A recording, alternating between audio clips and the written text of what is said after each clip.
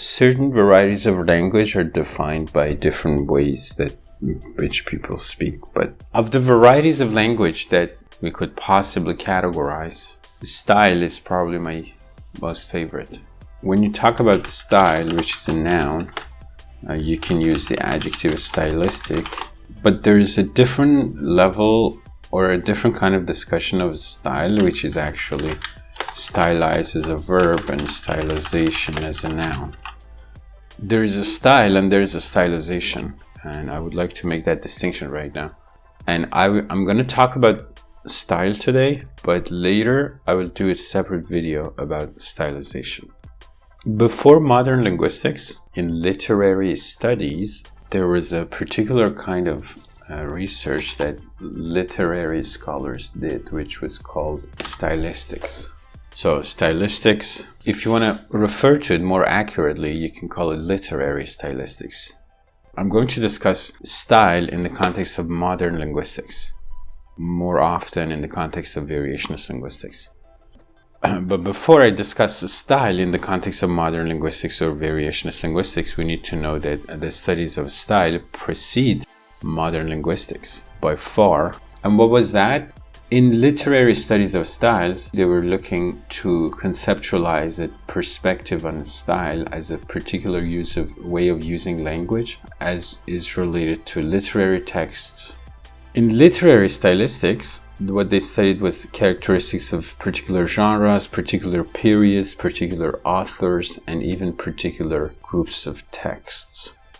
So literary stylistics has almost nothing to do with spoken language or speech, which is the focus of variationist or modern linguistics. In a way, you could say when I refer to style, what I mean by style is a speaking style or a speech style.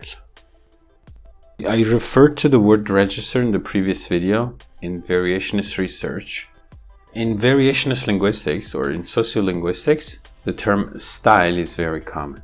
In fact, the entire variationist enterprise began with the study of style.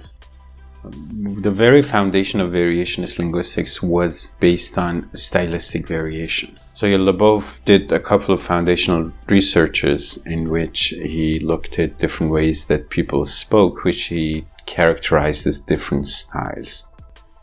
What he did, he used his research to develop a theory of stylistic variation. The way Lebov framed his theory of style was that he basically defined different ways of speaking and the criterion that would distinguish these different ways of speaking. He said that styles can be ranged along a single dimension measured by the amount of attention paid to speech. So there's this book, Sociolinguistic Patterns by William Lebov. Okay, so in this book, the first study is his foundational study, which was conducted in Martha's Vineyard. So he looked at the distribution of certain vowels, diphthongs more specifically.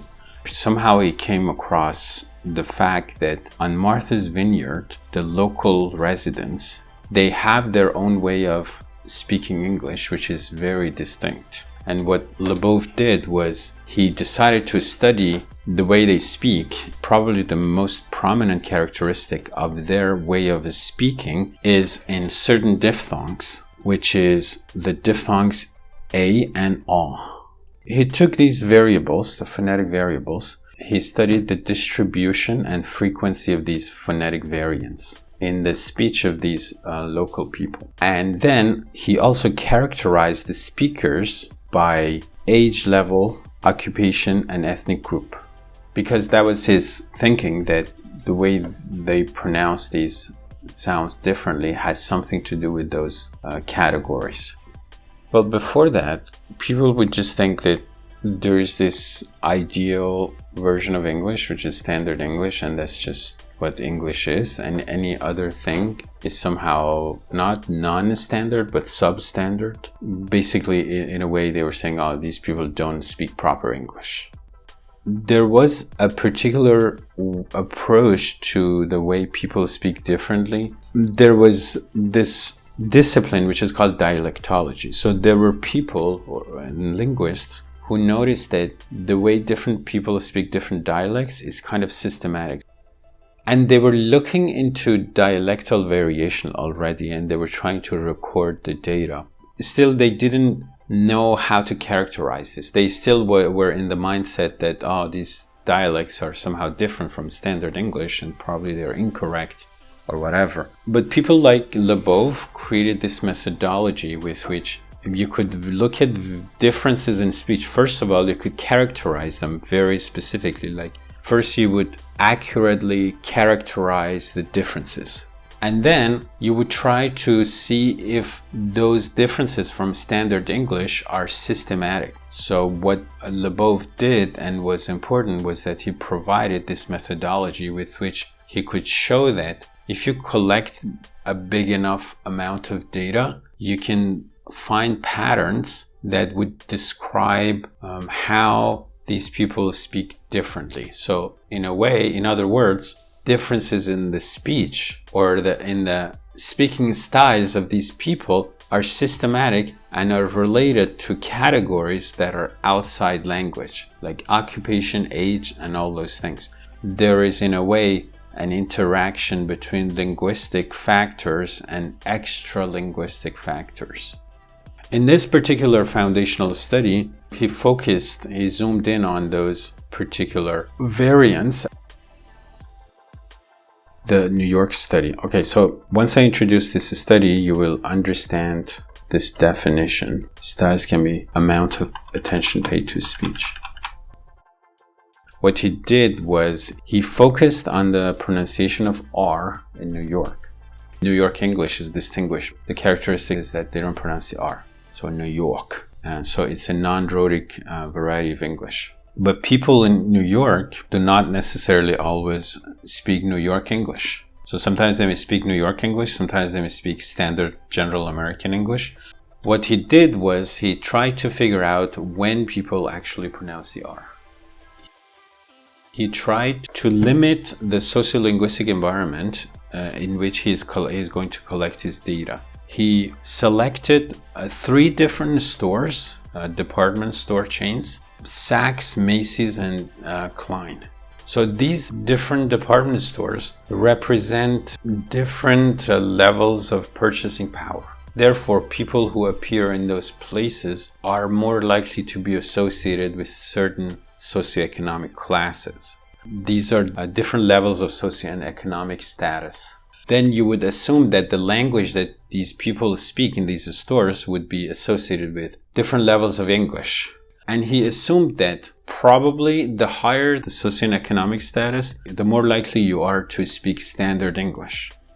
In this case, standard English is very specifically identifiable by the pronunciation of R. He created certain questions whose answers were very predictable. For example, he would ask the person where a certain item can be found in the department store. And then there was always a 4th floor. So 4th floor, both in the 4 and floor, you have R. Therefore, if you know if something is already in the 4th floor and you ask someone on the 1st floor where that item is, that person is likely to answer with 4th floor. Then when he would go away from that person, he would record the answer. The dependent variable is the use of R. In casual speech, 4th floor, emphatic 4th floor. When that person said 4th floor, then we say, pardon me?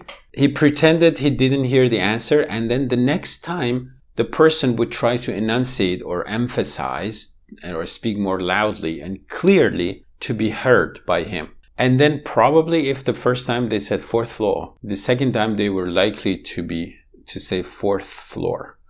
So the way Lebov defines speech is, if, for example, I ask you a question and you answer me, the second time you're more likely to pay more attention to your speech. And therefore, you are going to speak a different style of speech. In this particular case, being standard or being formal, more formal, is associated with more attention to speech.